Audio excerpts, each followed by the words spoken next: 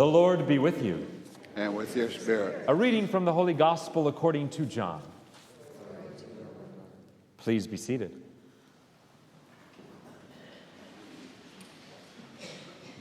There was a certain man named Lazarus who was sick. He was from Bethany, the village of Mary and her sister Martha. This Mary was the one who anointed the Lord with perfume and dried his feet with her hair. The sister sent word to Jesus to inform him, "Lord, the one you love is sick." Upon hearing this, Jesus said, "This sickness is not to end in death. Rather, it is for God's glory, that through it, the Son of God may be glorified."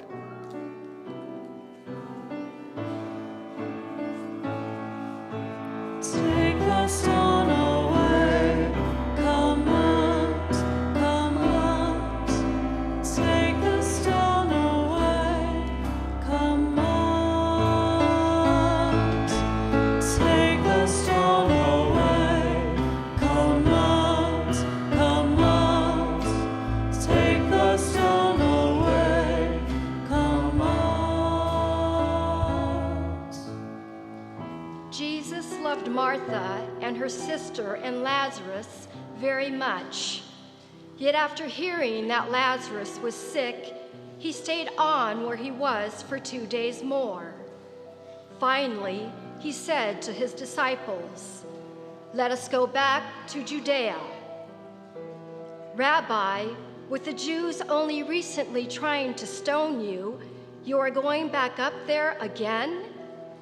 Jesus answered, "Are there not 12 hours of daylight? If a man goes walking by day, he does not stumble, because he sees the world bathed in light.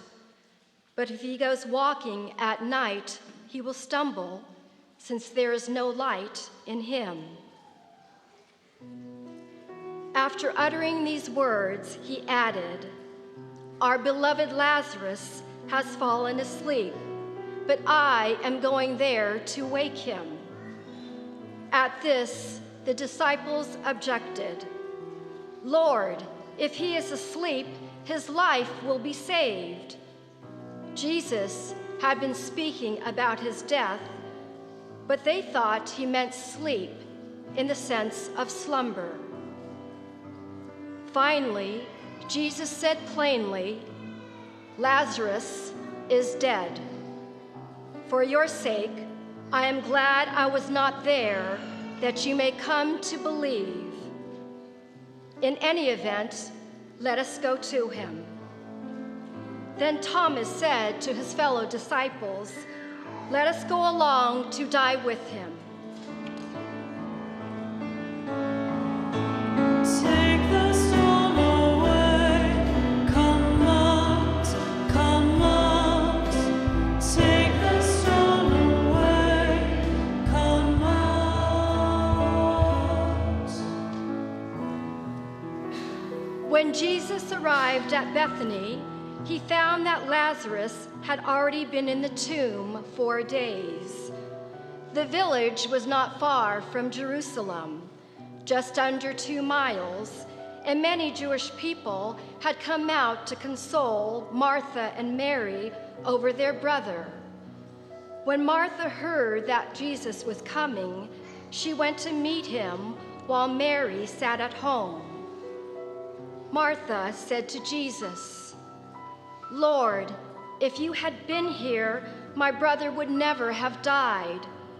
Even now, I am sure that God will give you whatever you ask." "Your brother will rise again," Jesus assured her. "I know he will rise again in the resurrection on the last day. I am the resurrection and the life. Whoever believes in me, though they should die, will come to life. And whoever is alive and believes in me will never die." Do you believe this? "Yes, Lord, I have come to believe that you are the Messiah, the Son of God, the one who is to come into the world. Take the stone away. Come out, come out. Take the stone away. Come out.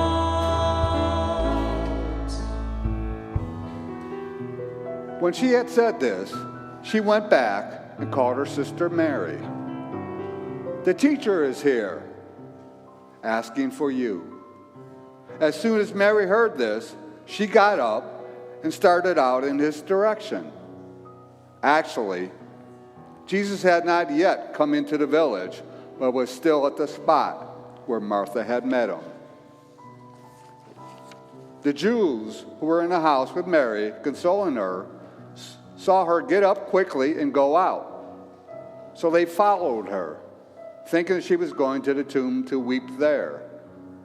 When Mary came to the place where Jesus was, seeing him, she fell at his feet and said to him, "Lord, if you had been here, my brother would never have died."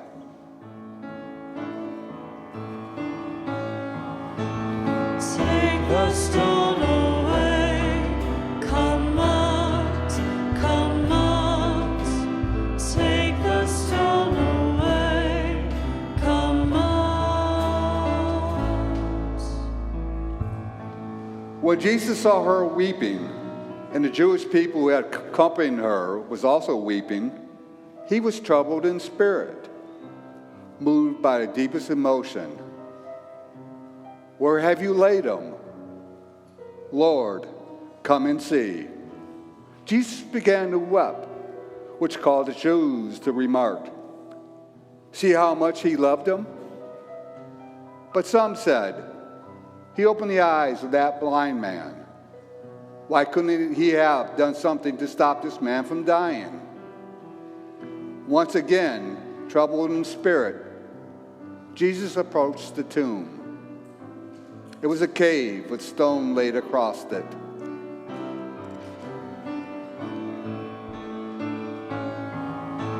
Take the stone away.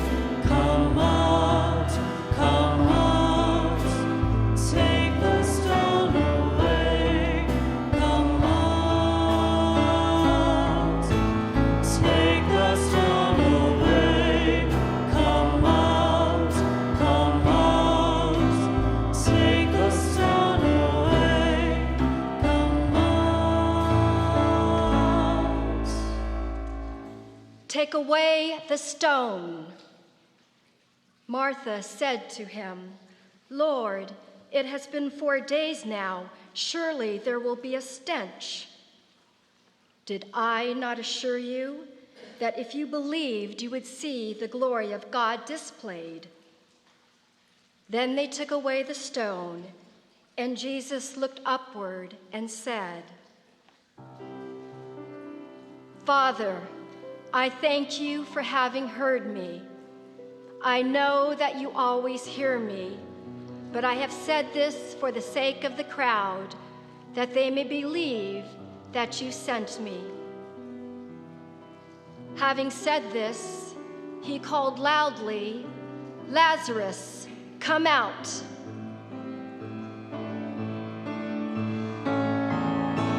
Take the stone away.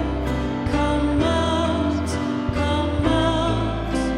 Take the stone away. Come out. Take the stone away. Come out, come out. Take the stone away. Come out. Take the stone away. Come out, come out. Take the stone away. Come out.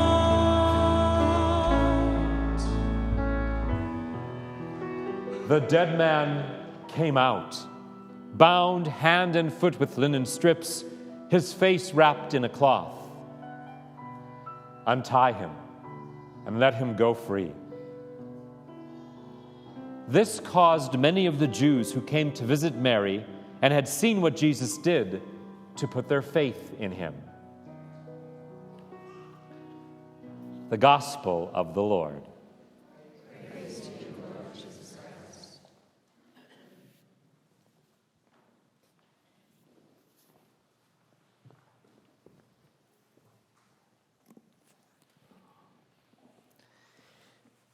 There are many dying, even some dead people in the world today. I'm not talking about those who are struggling with terminal illness or those who, because of old age, are being called home to God. But those who, maybe even in the prime of their life, live in ways that keep them entombed, live in ways that are death-dealing, that are somehow less than the life that Jesus promised and that God wants for them. Sometimes by circumstance, sometimes by choice. There are people who are dead while alive. That's why it's so wonderful that the church presents to us this gospel on the 5th Sunday of Lent, the last Sunday before we begin Holy Week. This powerful story of Jesus calling Lazarus forth from death. I mean, ironically, in John's gospel, this is the incident that causes the leaders of the Jewish people to decide that Jesus must die. In Matthew, Mark, and Luke, it's that Jesus cleans out the temple. That's the last straw that breaks the camel's back. But in John's gospel, it is this. Jesus calls Lazarus to life. And so they decide he must die. This is one of those stories that we've heard so many times that it's easy to go, oh yeah, the story of raising Lazarus. It's long, so I'm going to not pay attention. It's hard to do, and start daydreaming and losing things. But there's so many details in it, so much beauty about Jesus and how he understands himself, his relationship with people, what he thinks of death. There's just so much in it. But I think today I'd like to draw out just 3 kind of things I see in the story. 3 things that I also believe are essential for salvation. That if they aren't present, there could be trouble. The first is this: grace. There's never a question about that being present. Grace, if you will, or God's call to us, for no other reason, simply than he loves us enough to weep and even die over us. God's grace, God's call, God's invitation to embrace life. In the story, it comes through the voice of Jesus in the words, "Lazarus, come out." And those words of Christ, I think, echo down into our lives even today if we pay attention to them. Because there are certainly in all our lives, and Lent has tried to show this to us, things where we are dead and dying, even while alive. Jesus' words to come out of those things that entomb us, those dark caves that we are in, whether it's abusive behavior or self-destructive behavior, addiction, self-pity, whether it's immoral behavior, habitual sin, fear, anxiety, worry, the list is endless of the things that we might be entombed by. God always calls us forth from that. Even those things that we've decided, well, I'm human, this is part of my life, this is just where it's at. No, it's not. God calls you forth from whatever it is that you know, that you are aware, that he has revealed to you is death-dealing to you. That makes you not believe in your own goodness. That makes you think you can't be a saint, that you can't be holy. You can. He calls you to it. He would not call you to it if you couldn't do it. Come out. Come out. God's grace, God's call in our life, God's invitation always to holiness. Without that, there's no hope of salvation at all. But it's always there for us. God's grace. The second element, I would call it will. W-I-L-L. Will. Our willingness to respond to that grace, to that call, to that invitation. The story of Lazarus doesn't tell us, but I sort of muse over what was that moment like for Lazarus when Jesus called to him across the chasm. Did his love for Christ compel him to leap up off of that stone slab in that dark cave that he was in and come forth into the light? Was he willing to do that? Or was it a struggle? After 4 days in that dark place where he had been for a while, was it difficult for him to respond to that call? This is hard work coming back to life. Let me be where I'm at. I'm comfortable. I'm used to it. Yes, it's dark. Yes, it's cold. But this is what I know. I don't know. When God's call comes to us in our life, when that grace appears, I think for some of us, there are times when we're like, oh my God, look at what God has invited me to. Look at what he's revealed to me. Look at the sin I've been in. I am out of here and into the light. Thank you very much, God. But I think there are those other times when we're like, oh no, I'm comfortable with where I'm at. It may be dark, it may be cold, it may be death dealing, but I'm comfortable here. I mean, sometimes it's just hard enough to get up off the couch, never mind get out of the grave. You know? Our willingness. I mean, it could be because we're simply tired, or we just don't care, or it's just too much work, or I've just gotten used to my sin, and so I'm not invested in changing it. Reminds me of that powerful little statement that St. Augustine once said that I found so life-powering. Was he said once, and I've shared this with you before, St. Augustine said, the God who made you without your consent, he will not save you without your consent.